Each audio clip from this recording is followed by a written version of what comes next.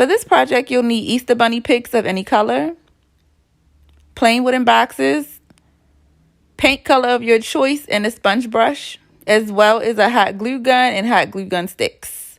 These are optional materials that you don't have to use. We're going to start by gently removing the pick away from the panel for both.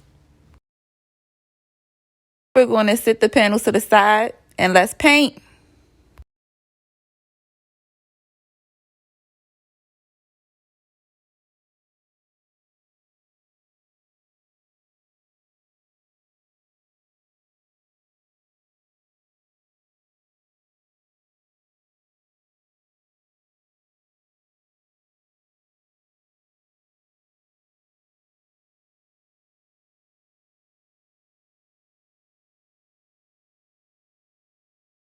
You're just going to repeat the process for the other stick as well. They'll need at least 20 to 30 minutes to dry. Now we're going to begin to paint the inside and the outside of our boxes.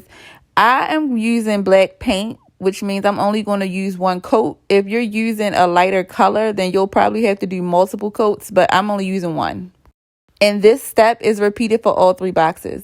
Now I'm using Podge, the matte version, to actually lay my cardstock down, and I'm just using a foam brush so I can do it evenly. Here I'm just taking the cardstock and aligning it along the edge of the wooden box so I can line it up evenly and press it down really firm so it can stay in place, and then I'll just snip any excess that I have. Now, I do recommend using some type of heavy-duty scissor or crafting scissors to give you a really even and precise cut along the edge of the box. See, just like that. Perfect. All 4 sides are done.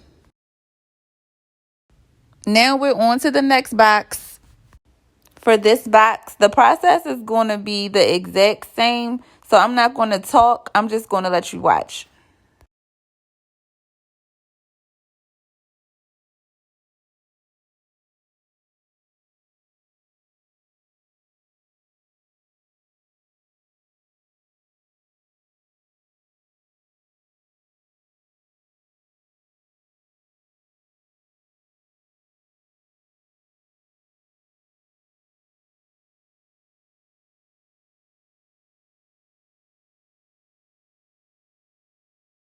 The only difference with this box is the inside will be completely covered with cardstock.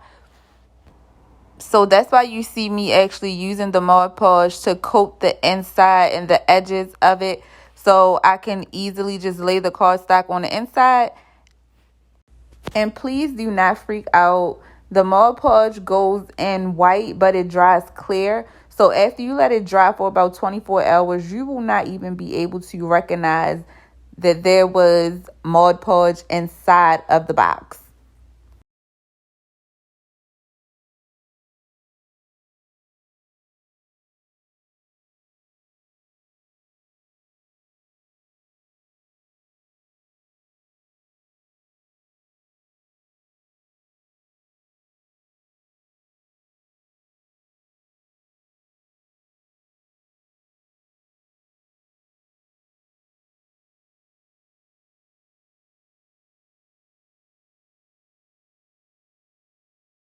So now that we're all done, I'm just going to go ahead and snip off that excess pink cardstock that was left over. Now, I could be basic and leave it all black, but I'm going to do the bottom part actually pink as well. So I'm just coating the inside very generously with the Mod Podge. You'll just lay that inside and press firmly, then let it dry. So this is the part where I show you how I achieve that fitted flat piece that goes into the bottom of the wooden box.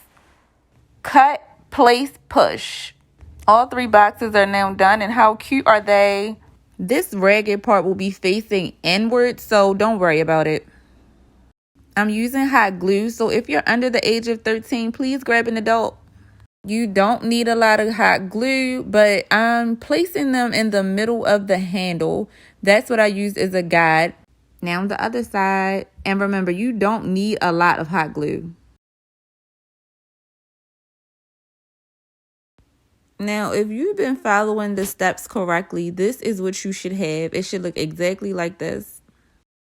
Now we're going to do the top box. And again, I'm using the middle handle as a guide for placement of how I want the box to sit.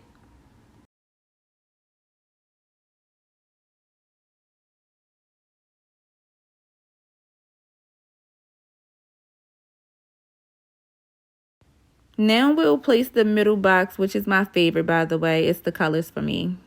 Now you'll just use the glue on both edges and press really firm at the same time. This is what you should have so far if all steps were followed properly. This is my favorite part. Now let's bling. This part is completely optional. I just wanted to throw that out there. I don't like basic and it looked kind of plain to me. So that's why I'm adding bling strips. And because this part is optional, you kind of can do your own thing when it comes to designing your 3-tier shelf. Now this is the other side of it. Now you'll be able to actually eyeball the placement for the adhesive strips if you choose to design your shelf this way.